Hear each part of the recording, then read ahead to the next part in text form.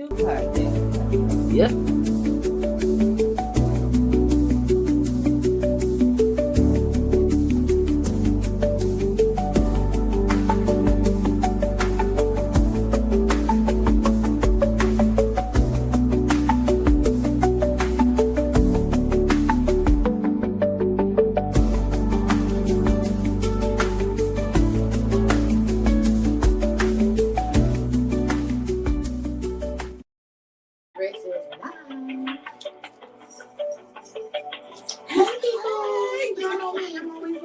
I got 5 more seconds. 4, 3, 2, 1. Now I'm live. Hey. Y'all know us. Listen. I mean, we do what we do, but we here. Yes. What we doing? So this is a special edition, y'all. It's a Saturday, number one. So Hey. Happy Saturday. Happy Saturday. And so this is a special Sparks edition, honestly, because I got my girl, Keona Sparks, and I got her mom, Miss Wonderful Cynthia Sparks. Hey, in the building. So, And then our musical guest today, even though he's not here, will be my brother, Calvin Sparks. yeah. We are going to be doing his song, Smell the Flowers, today. So we're going to let you hear a little snippet of it. He ain't sent no pictures, so just listen. Just listen. This is my brother, Calvin Sparks. Yeah, Callie, let's go. Okay. You can see our beautiful faces while you listen to this music. What I really like is a good song, y'all. It is. And then we're going to get straight into the flow of it. Okay? That's right.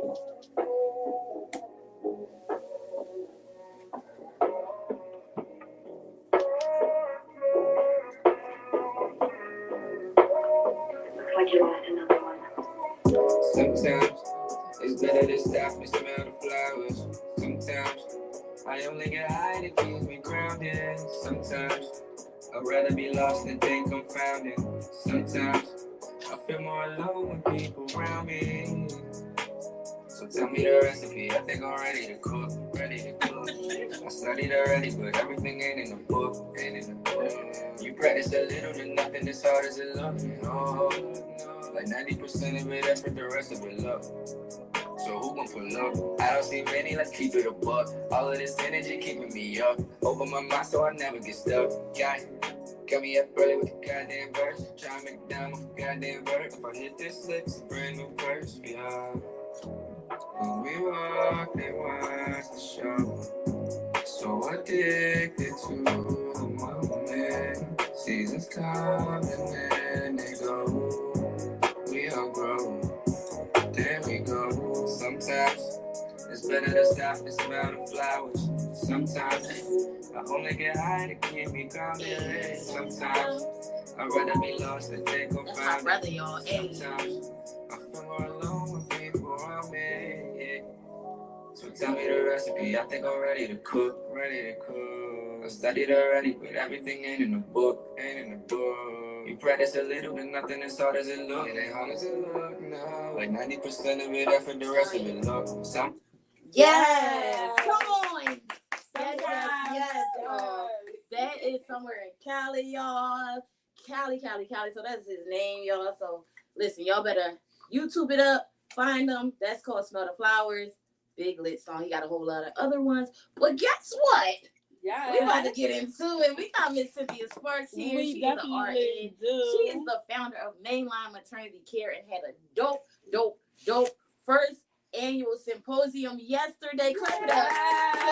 Because it was super lit. It definitely was. Congratulations. Amazing. Thank you so much.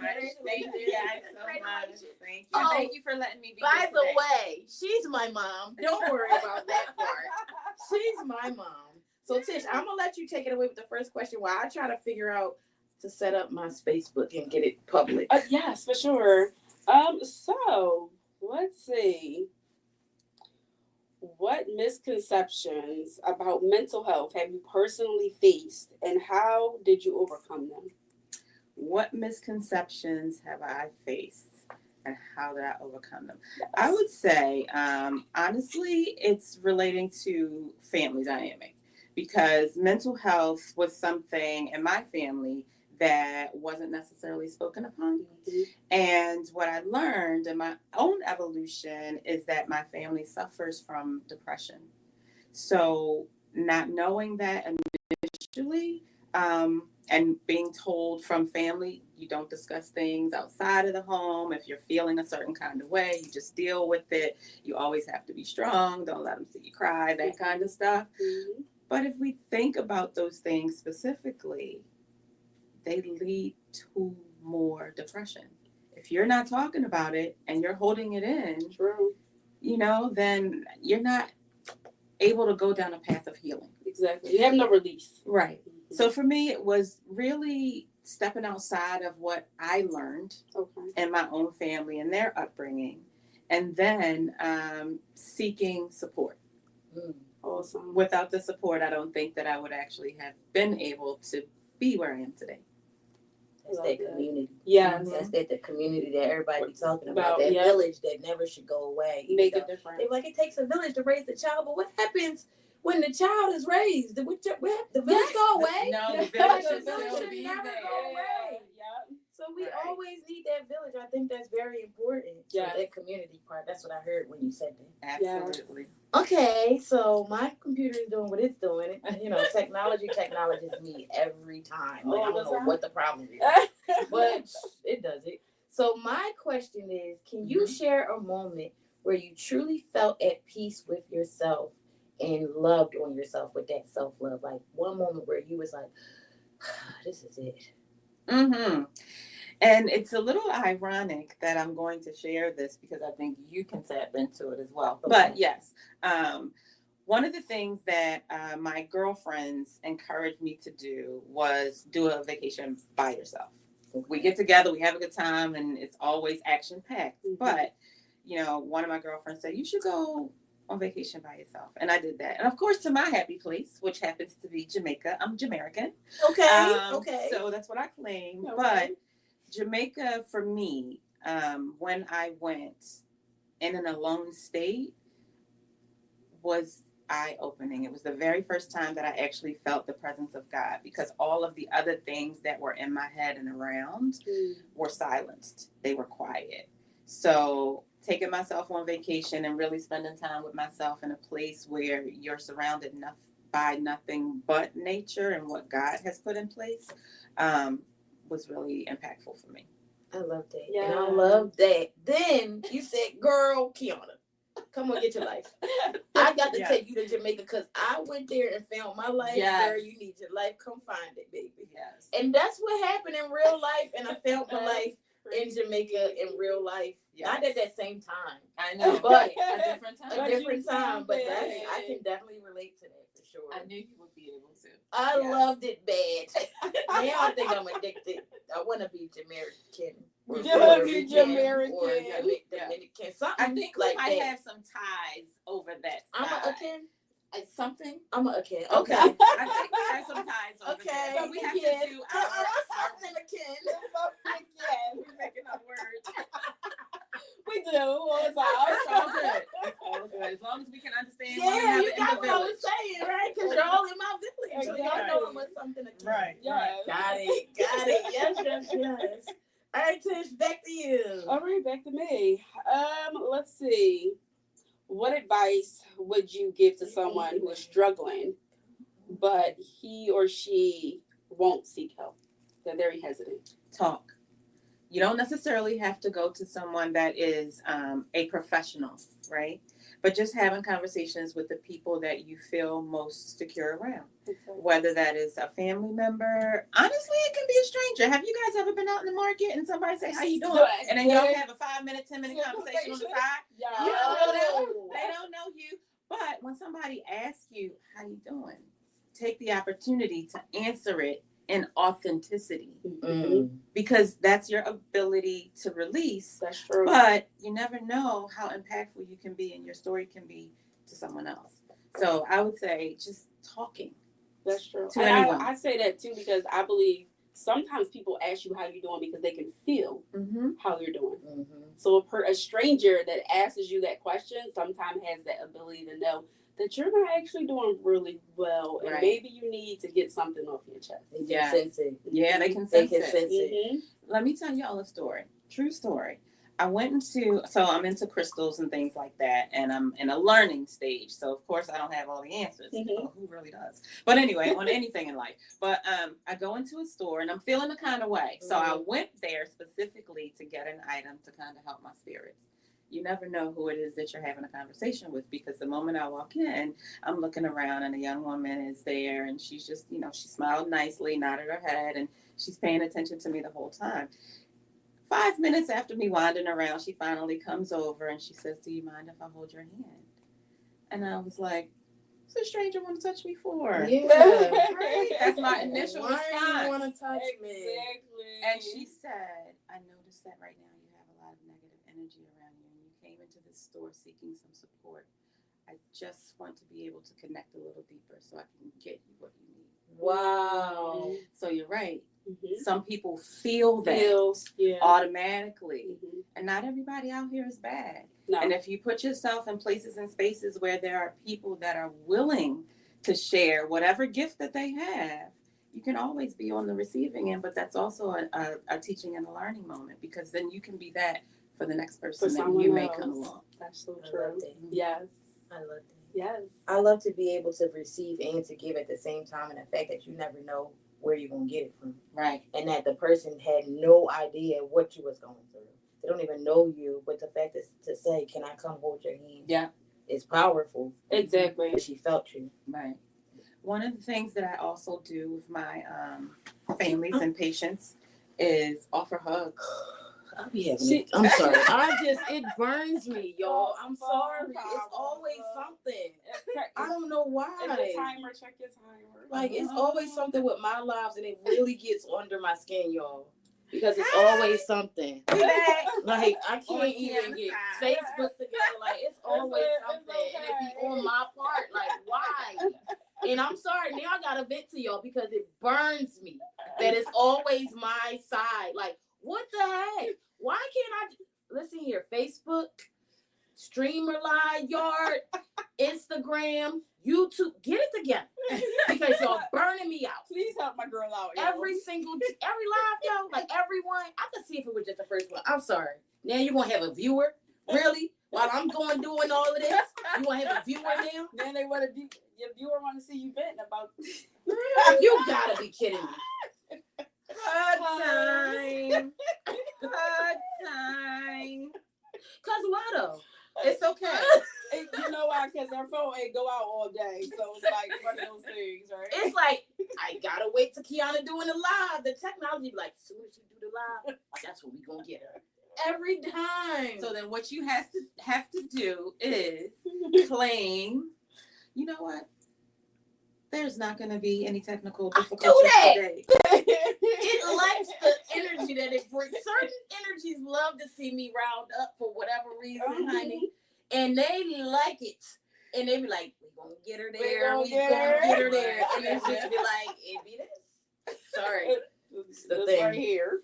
Well, guess it's my turn. It's your turn for the next question. What is your question? Okay, my question says, what's one compliment you like to give yourself right now?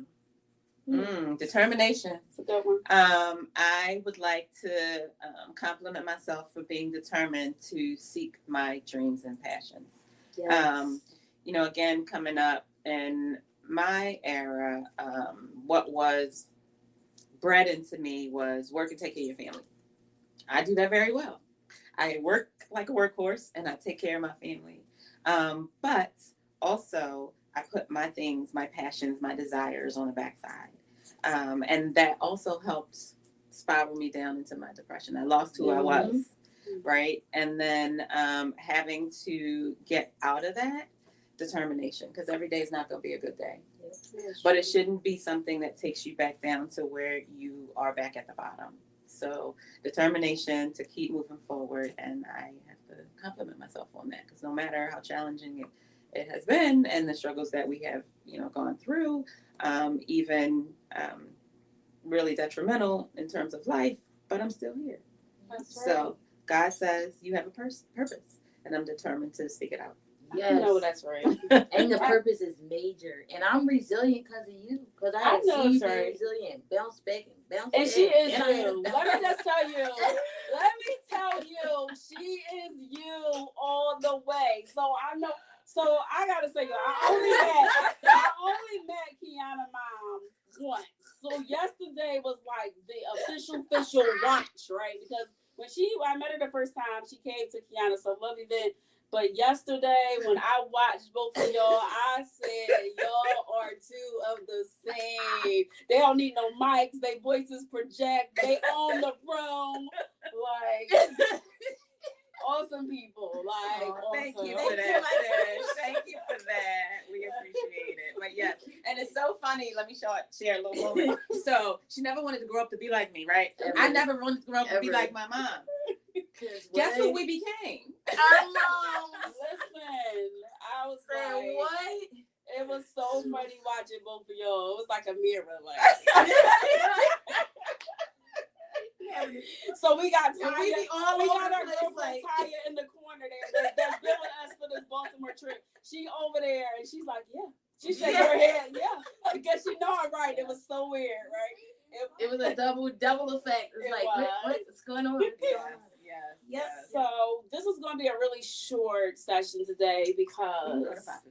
Okay. Great. Cause she the boss. That's what I'm about to say. When We want it's to respect her time. So she gave us 5:15. So I'm going to ask this question. I think it's figure out important. how to get this on. Oh, buddy. Maybe not. You know opposites attract. Oh no. Oh Yeah, no. All I'm trying to do is figure out how to get to. But It's not doing it so that I can make myself public on Facebook. If it ever do it right. So what barriers exist in accessing mental health care, and how do you think they can be addressed? There's quite a few barriers in terms of accessing mental health care, but they're getting better. One of the things for people that are in underserved situation is ability to get there. Mm-hmm. If you find a practitioner, right, Mm-hmm. then you have to get into the office. So whether that is a virtual office space or in-person brick and mortar office space, you have to get there. That being said, what happens when someone doesn't necessarily have transportation to show up in person, or if they do not have computer or internet means to have that virtual representation? True.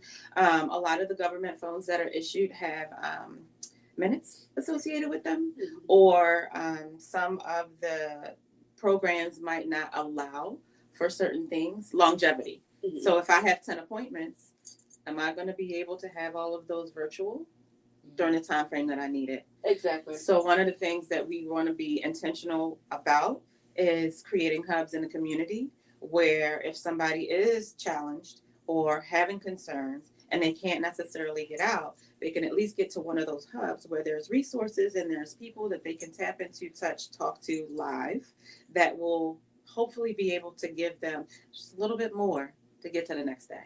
Mm-hmm. I think I'll answer just for me personally. I remember trying to even reach out to a healthcare professional, and it was so hard. Like I felt like I was pulling teeth to try to find a healthcare professional, and then they would say, "Well, call your insurance company on the back of a card that tells you where." And then you call the insurance company on the back of the card, and you call them, and then it gives you a whole list, and then you're calling the list, and then nobody calls you back. Right. Then you're leaving messages, and then you're calling again, and it was like. And here's the It shouldn't thing. be that hard. It shouldn't be that hard. And if you are already in a place or a space where you got all these things going on, You ain't doing that. You're not even You're doing not it. doing that. You actually check out. You check out. You say, well, why am I going to even bother? And then that's a problem. Right. So I found that to be really crazy. And I'm always like very vocal about that because I'm big on mental health and I'll be like, oh, my mental is stressed. Let me go check it out. But if I can't find nobody, that's horrible. Right. So I'm like, if I can't, then I know so many other people can. Right. Now, in crisis situations, you can always contact, I'm not sure what it might be in Pennsylvania, but here, because I've been removed for a little bit, but here in Maryland, like there's a couple contact numbers to get crisis service, intervention services that you can tap into. And I'm sure that they're, we'll have local areas back in Pennsylvania and obviously the national line to contact. But for that ongoing, like, I need that in the community so Yes. people can actually touch and tap into.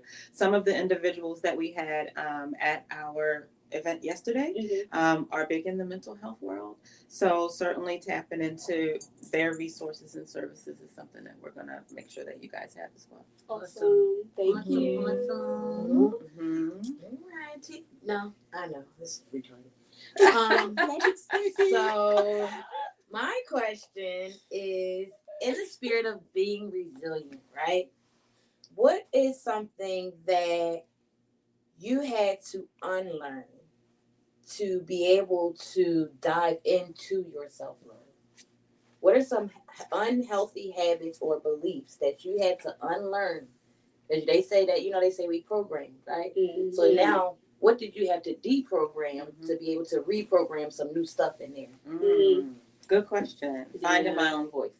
Oh, that's a big one. Finding my own voice, because again, I never realized that I suffered from depression, which actually started when I was pregnant with Keona. Didn't know it, but that's when it started. And what I had to let go was that mindset of be quiet, don't say anything, hold it in, and really begin to open my mouth and let my feelings out by way of my voice. Mm-hmm. That was a learned behavior. And why did you have to, was it from your home? Like, why did you have to be quiet, don't say anything? Was that because that's how you were brought up, everything stays in the house? Or like, what made you feel like you had to be in that box, so to speak? I think it's a combination of, growing up in a mindset where family didn't discuss things that were concerning. So if it was something that, and I'll just kind of use this as an example, if I had a bad day and I was acting out, it was dealt with punishment, not a conversation. Okay, yeah. Not getting to the root cause of where that was coming from. So that, and then when you are raised in a house with 9 brothers and sisters, your time is cut down to this. Right, because it's a lot of Because so it's a lot. from mom has to go to everybody. Right. So it's like, get it in real quick if you got to have something to say, but the time to allow it to unfold naturally wasn't necessarily there. So in learning my own voice and understanding my feelings, I also had to be mindful of how I was getting it across. And how did you learn how did you do that? How did you say, I'm going to start using my voice. I'm going to start speaking out. Like, was it a moment? Was it a mindset? Like, what made you say, you know what? They going to hear me today? Like, when did that happen? Okay, so now y'all going to see a little bit of Keona. So my mom used to always say, and I take everything back to family because, as we started out this conversation, we talk about the villages, right? I came up in a village. So I know what it means when it's like the family is there and supportive. Now there's good and there's bad in every family, right? And you have to kind of navigate that for your own individual selves. But for me, it was not being heard. And the conversations that were being had were incorrect. Okay. Yeah. And not just at home, but at work too. So I think the very first time that I vocalized what I was feeling was in a work situation. I was in a C-section, and I was a scrub person, and the physician that was doing the case needed an instrument, and I handed the wrong instrument. But what I got out of that was a bloody rag thrown at me. Oh. So, because I handed the wrong instrument. And yes, that is a very professional environment to be in. But I had to take the frustration in that moment and not respond in a way that I would at home with my brothers and sisters. So I had to take a moment of pause in silence and then say that was in that moment. That was inappropriate behavior. I'm not sure if you throw things at your wife when you guys disagree, but I am not your wife. and this is not the appropriate setting. Oh. But when we leave out of here today, I would love to have a conversation with you in further detail, with or without human resources. You decide. All right. Yeah. And That I was will be great. perfectly honest with you in Yeah. that nobody throughout the rest of that section said a word. Mm. Complete silence. Yeah, that's powerful because it's powerful now. My energy is energy. Yeah. Yeah. I can feel it. I can feel it. Yep, that was Yeah. powerful. Yeah. That was definitely powerful. So when I, learned how to use my voice, I also had to learn how to bring it across because we're different people depending upon who we're in front of, Mm-hmm. right? So in that moment, it was professional. At home, my mom used to say pressure bust pipes. Yeah. The pressure just kept mounting with, people at home. And then one time the pipe burst and it overflowed and it was like, oh, here I am. Mm-hmm. And then it didn't stop. Got it. Yeah. Got it. Wow. I like that. Yeah. Thank you for that story. I love story time. She always say that. Story time. She's like, "For you got a story? I love story time." Story time is everything. That's interesting. Yeah. I don't know. I've been finding my voice since forever, but I always got something to say. But when I got my crystal, then I really found my voice. Remember I told you I lost it and broke and all that? Then I started cussing everybody and their mama out. And I was like, let me tell you one thing. Because I've been holding this for all my years. And I've been meaning to tell you this. And that's what happened with me. So, yeah, what about you, friend? When did I find my voice? I found my voice when I realized at my lowest, everyone was around, and at my highest, everybody disappeared. Oh, wow. So I realized. Wait, say that again so they can understand what you just said, because that was powerful. I felt my voice when I realized at my lowest, everyone was around, and at my highest, everyone disappeared. So I realized at my highest that I needed to have a voice about when I was high and when I was low, and who was in my presence to be able to hear me loud and clear for the reasons that they were in my life. Right. I needed to have a voice to say, you were here when I was low. When I was going through X, Y, and Z, you was here, but it wasn't the low of, I need you to be my friend or be comforting. It was the low of, well, let me just be nosy. Let me just stick around and see what's happening. So that's the low, I mean. Not the low where you need somebody like the community to pull you in and love you, but the low of, oh, let me just be here. Have you To ever see what's heard happening. of trauma bonding? Mm-hmm. So trauma bonding is a real thing, and y'all might have been trauma bonding, which is why they were there when you were at your low, because at that time you were in the trauma, they were in the trauma, y'all were bonding together. The moment you got out of the trauma, now they can no longer relate with you. They can no longer connect to you.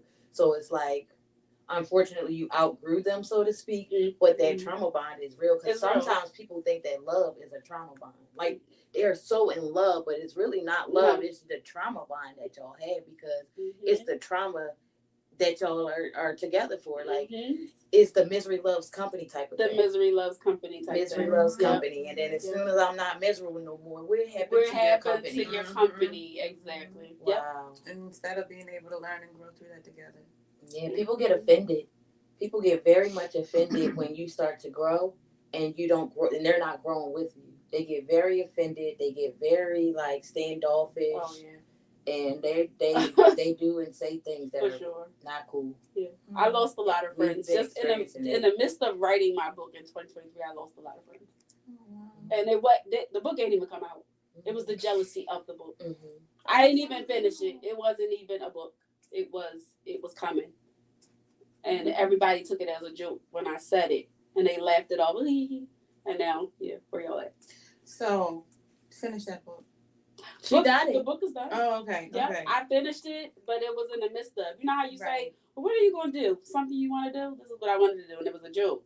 So everybody joked about it. But then when they see me writing, and I wasn't in the midst of what they had going on, I didn't want to sit around and just play, and I didn't want to sit around and go to the clubs, and I didn't want to do this, and I was very focused in my book. It was like, oh, she's serious. And I see people start walking away. Like I said it before on our podcast, they said God asked me to get rid of my enemies, and I started to lose a lot of friends. That's a real thing. That is so true. She tried to the same time out. What's gonna happen? We're just Y'all got twins to- from a different y'all got to generation. say, gee. Like, the funny part is, it came from my grandma, because my grandma used to always like, and I used to be like, But we be paying attention.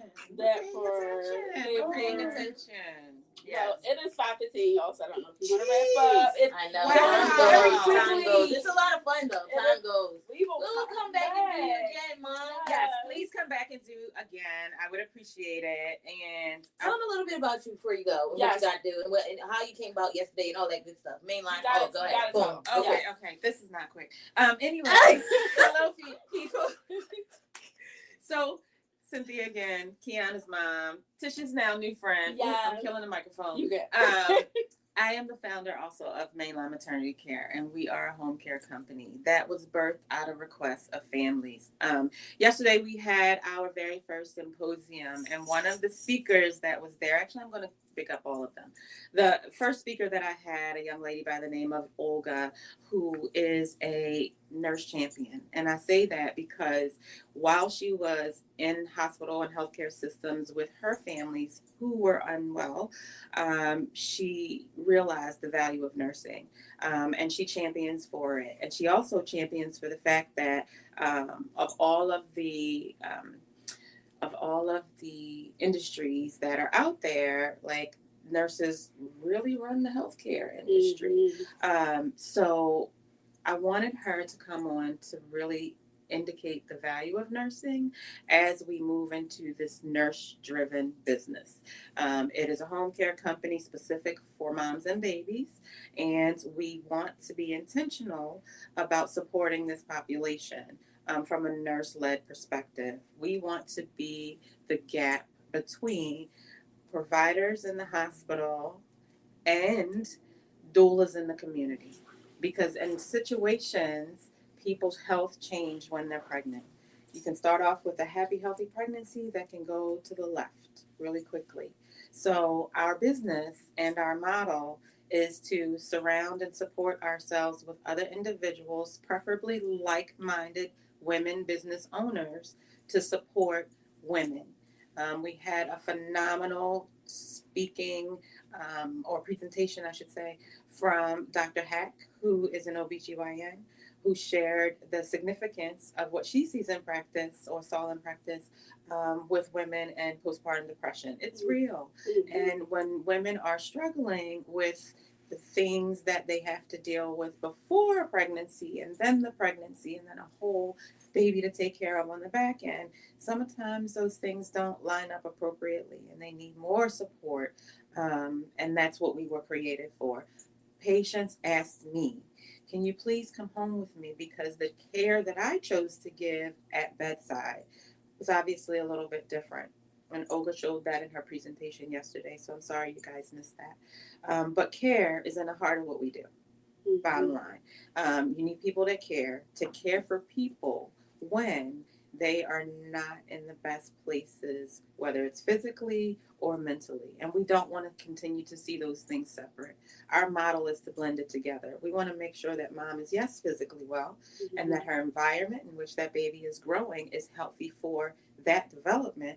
But we also want to tap into her mind and make sure that if she is experiencing anything that could lend its hand to depression or anxiety or any of the other challenges that women face, bipolar, schizophrenia, those kind of things, that they're surrounded by a community of supportive women who can help get them to that next day, that next week, that next month, and eventually have them look back and say, look how far I've come.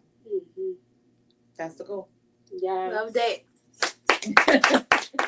That was amazing. I ain't saying it just because you're my mama. That's really amazing.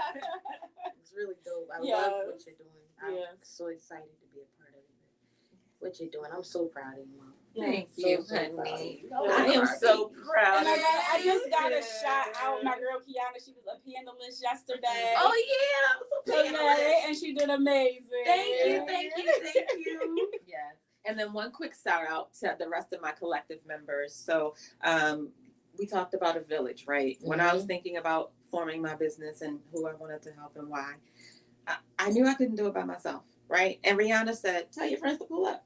That's what she told So me. that's exactly what I did. I was like Rihanna said. So for all of my Rihanna fans out there, this was based on her directive. And I know y'all all saw that clip. I know y'all all saw that clip. When she said, tell your friends to pull up. Tell your friends to pull up. Well, you called your friends? So I was like, Keona, this is what I want to do. I That's said, how we I'm gonna pulling do up. it. I'm pulling And up. then I called other family members and they started pulling up. And then I was like, I'm going to reach this arm out a little deeper and talk to some other individuals in the community. So we have a great collective and we will have more join. But that being said, the purpose is to reconstruct that village so that amongst our network, whatever is needed is already within. And we can say, hey, this person needs you over there. Can you? Would you? And then we can share resources and really build those community networks. That's what's most important. Right? So our collective includes, I am a nurse. We have doulas. We have lactation, IBCLC, so board certified lactation specialist. We have a young woman that specializes in bereavement and perinatal loss because every pregnancy doesn't result in a baby. And I experienced that as well. Not necessarily in a way that a baby was formed, but I had an ectopic pregnancy, which was a planned pregnancy that I lost. So that being said, and was with an hour away from losing my life because I was bleeding internally. So there was a lot that came from that, but there was also a need for that level of support with the loss of a pregnancy that didn't develop into a baby, but the loss of a pregnancy that was a planned pregnancy. So all those emotions were still there. That being said, we want to not only support women in pregnancy and throughout the first 2 years of their life, but we want to make sure that we have support surrounding the ones whose pregnancy doesn't make it. So that they get the care, the services, and the treatment they need. And when they do have a pregnancy that moves forward, they're already supported by those that can help them. No, that's right. Awesome. Yeah. I gotta shout out my mom because she on here. Hey, Mom. Hey, Mom. Hi. So Jaguar DK, that is the person who, created this awesome right here. I know that's awesome. She's by the way, Mom. So mom to mom, we did good. We did good. Just want you to know. She's amazing. All right, y'all. So we got to wrap it up today. I'm so excited we came here. Thank you for coming. Come and do this show, Soul Talk with T and Key, on a Saturday. Yes. Right? Special edition. And right? Yes.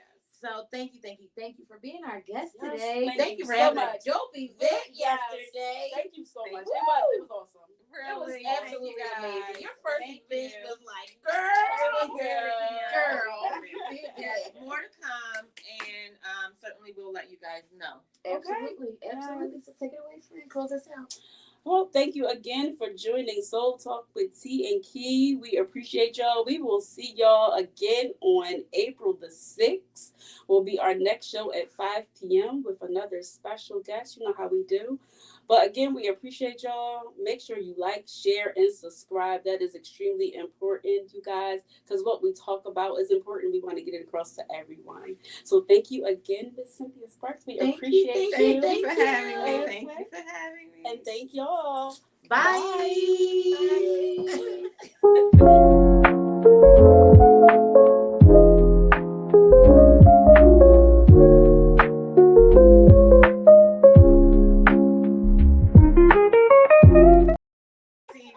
You're on TV. Mama, you made it. I made it to TV. What?